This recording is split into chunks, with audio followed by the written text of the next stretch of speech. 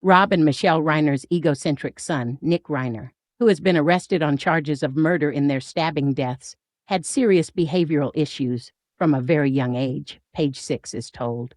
In an interview the day after news broke, Alana Zabel, who taught Rob and Michelle yoga for many years in the early 2000s, told us that Nick, now 32, interrupted pretty much all of their yoga sessions at the family's Los Angeles home.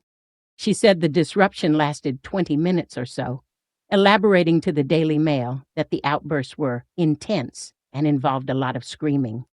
Eventually, Zabel, who has a degree in child development, told us that Rob and Michelle asked her to do yoga with Nicky privately, hoping it would help calm his seemingly heightened nervous system. She agreed, describing Nick as this little boy with behavioral issues who was always upsetting everyone, but trying to figure it out. Boys are wild in general, not just Nicky, she made sure to note. And so I would always focus on the physicality. Let me teach him how to do a handstand. Let me teach him how to do crow so he can feel this sense of accomplishment in his body. I really focused our sessions on trying to exhaust him so that I could get to that place of connection and mindfulness, she went on. But I rarely got there because he was just inexhaustible.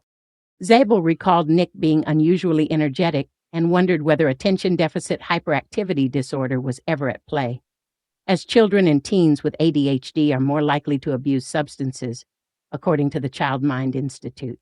Nick has been battling drug addiction for more than half his life. That kind of energy requires a lot of disarming, Zabel stressed.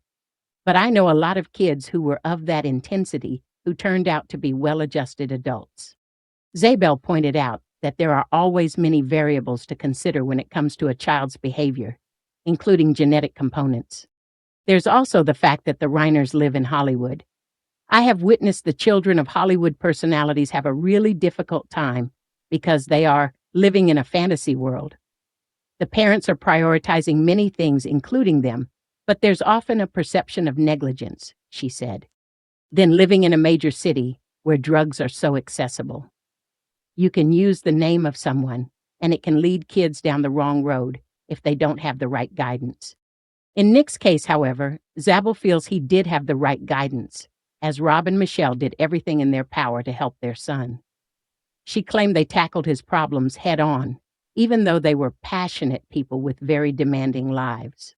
But Nick chose a negative perception of his circumstances and took on a personal neglect, Zabel claimed, elaborating that he had an egocentric mindset. She opined, I really think that he took on a lot of things that he didn't need to.